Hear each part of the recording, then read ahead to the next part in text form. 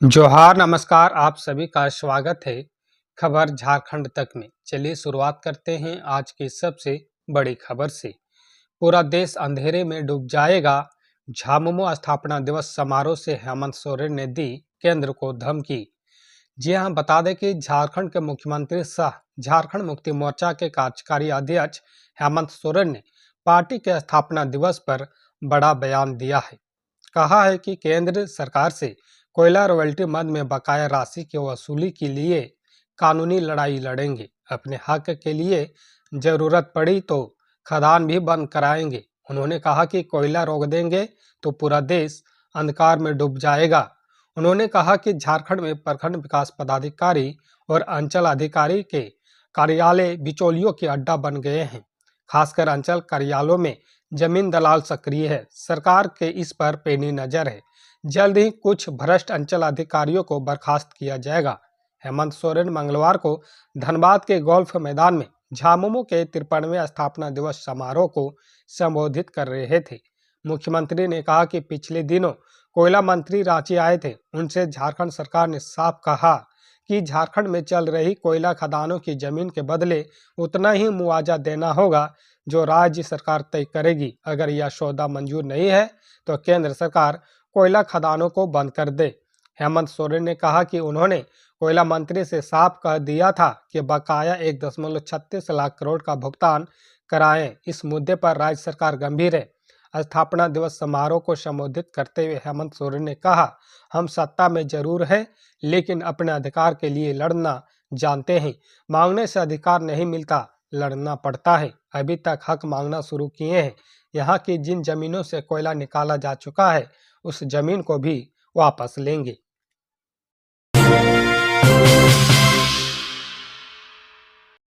जेक को आज मिलेगा नया अध्यक्ष और उपाध्यक्ष, सीएम के पास पहुंची फाइल। जी हां, बता दें कि झारखंड एकेडमिक काउंसिल को बुधवार को नया अध्यक्ष और उपाध्यक्ष मिल जाएगा। इससे संबंधित फाइल मंगलवार रात मुख्यमंत्री हेमंत सोरेन के पास पहुंच गई है। वे बुधवार को इस पर फैसला ले सकते हैं। लेकिन सूत्रों के मुताबिक इन पदों के लिए भेजी गई सूची में अध्यक्ष पद के लिए नटवा हासदा और उपाध्यक्ष के लिए भरत बड़ाइक का नाम सबसे ऊपर है। भरत बड़ाइक अभी जेक के सदस्य हैं। जेक अध्यक्ष और उपाध्यक्ष का कार्यकाल 18 जनवरी को खत्म हो गया था। तब से ये दोनों पद खाली हैं। दरअसल अध्यक्ष और उपाध्यक्ष का पद खाली रहने से कई परीक्षाएं प्रभावित हो रही थी। कुछ नियुक्ति परीक्षाओं का रिजल्ट भी अटका हुआ था।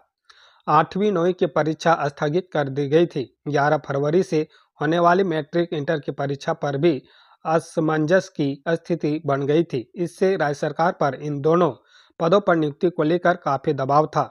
मंगलवार को इस मुद्दे पर मुख्यमंत्री हेमंत सोरेन और शिक्षा मंत्री रामदास सोरेन के बीच बातचीत हुई। इसके बाद नियुक्ति प्रक्रिया ने गति पकड़ ली। आनन फानन में नियुक्ति की फाइल मुख्यमंत्री के पास भेजी गई। शिक्षा सचिव उमाशंकर सिंह ने बताया कि फाइल अभी लौटी नहीं है, लेकिन बुधवार को अधिसूचना जारी होने की उम्मीद है। इन पदों पर भर्ती के बाद अब मैट्रिक इंटर की परीक्षा की तैयारियां भी युद्ध स्तर पर शुरू हो जाएगी। यही नहीं, 8वीं और 9वीं की परीक्षा की नई तिथि की भी घोषणा जल्द होने की उम्मीद है।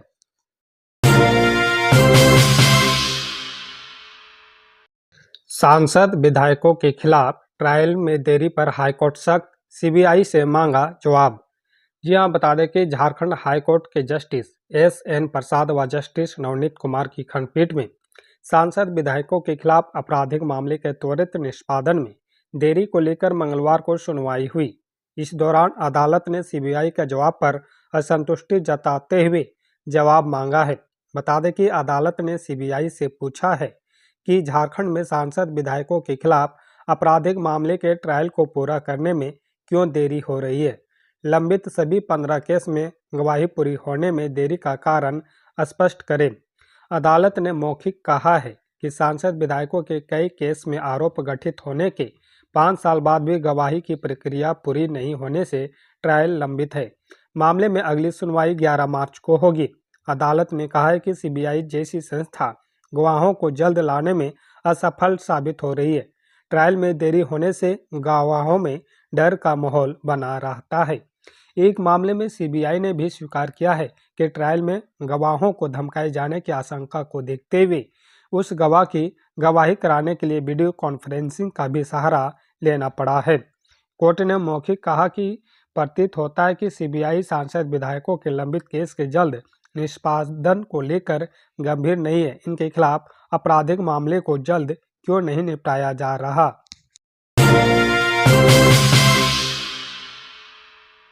सीता सोरेन ने घर वापसी की अटकलों को किया खारिज, कहा कि बीजेपी ने दिया काफी मान सम्मान।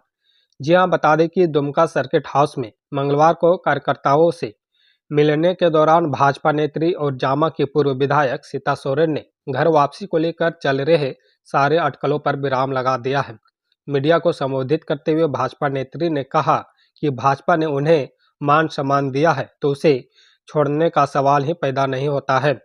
उन्होंने पार्टी और परिवार के बीच परिवार को बड़ा बताते हुए कहा कि कर्म क्षेत्र में परिवार से हमेशा आशीर्वाद मिला है। उन्होंने अपने पुराने कार्यकर्ताओं को मायूसी से बचने के लिए कहा कि जरूरत के समय आप मिल सकते हैं।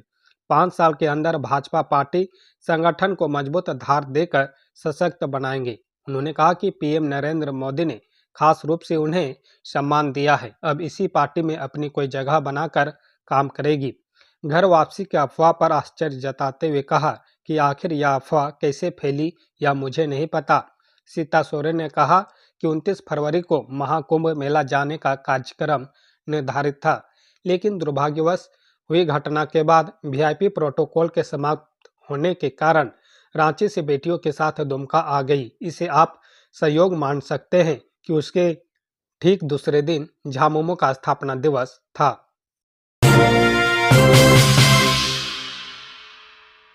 सोशल मीडिया पर राजनीतिक व सांप्रदायिक गतिविधियों का समर्थन करने वाले सरकारी कर्मियों पर होगी कार्रवाई।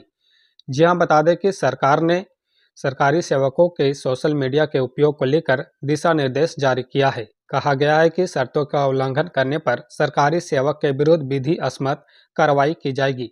कार्मिक प्रशासनिक सुधार एवं राजभाषा विभाग ने इस बाबत पत्र जारी किया है। इसमें कहा गया है कि सरकारी सेवक राजनीतिक धर्मनिरपेक्षता विरोधी व सांप्रदायिक गतिविधियों के समर्थन से संबंधित पोस्ट नहीं करेंगे और न ही उसे सब्सक्राइब कर अपने पोस्ट, ट्वीट, ब्लॉग आदि के माध्यम से उसका समर्थन करेंगे। सरकारी सेवक अपने विचारों को साझा करते हुए अपनी शील निष्ठा को बनाए रखेंगे, सोशल मीडिया पर मर्यादा बनाए रखेंगे, सभी व्यवहार प्रदर्शित करेंगे, साथ ही आपत्तिजनक, भेदभावपूर्ण व राजनीतिक रूप से पक्षपात वाला पोस्ट साझा नहीं करेंगे। यह सुनिश्चित करेंगे कि उनकी व्यक्तिगत राय सरकारी कर्तव्यों में हस्तक्षेप न करे और न ही सरकारी पक्ष का प्रतिनिधित्व करे।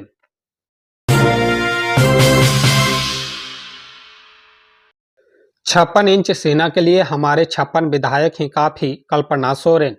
जी हां, बता दें कि झामुमो के स्थापना दिवस समारोह में पहली बार शामिल होने के लिए पहुंचे गांडे विधायक कल्पना सोरेन पूरे उत्साह में दिखी। मंच पर आते ही पहले सबका हाल पूछा और अपने को स्कूल में पहले दिन आने वाले विद्यार्थी से तुलना की। उन्होंने कहा कि वह पहली बार इस कार्यक्रम में आ रही है। कल्पना ने कहा कि 31 जनवरी की रात आप लोग भूले तो नहीं कि कैसे साजिश करके हेमंत सोरेन को जेल में डाल दिया गया।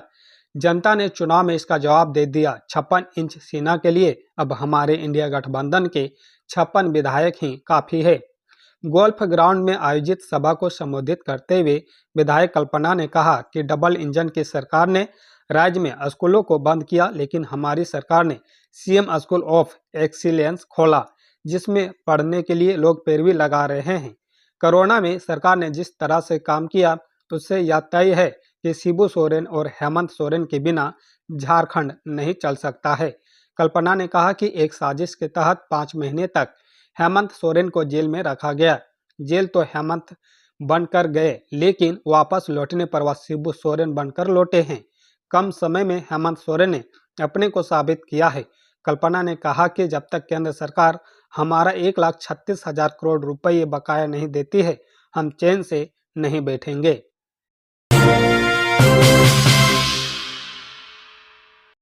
रांची में ऑटो पर गिरा हाई मास्ट का टावर, मां बेटी की मौत, टोल प्लाजा में तोड़फोड़।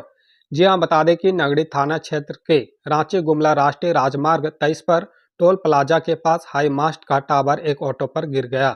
मंगलवार को हुए इस हादसे में 2 महिलाओं की मौत हो गई और 5 लोग घायल हो गए। इससे गुस्साए लोगों ने 5 घंटे तक NH-23 को जाम कर दिया। दुर्घटना में घायल हुए लोगों को रिम्स भेज दिया गया। मृतकों के नाम बांदी उराइन है और दसमी उराइन है। 5 साल की एक बेटी है, उसके पति की पिछले साल मौत हो गई थी। दसमी और बांदी इटकी थाना क्षेत्र के कुल्ली गांव की रहने वाली थी।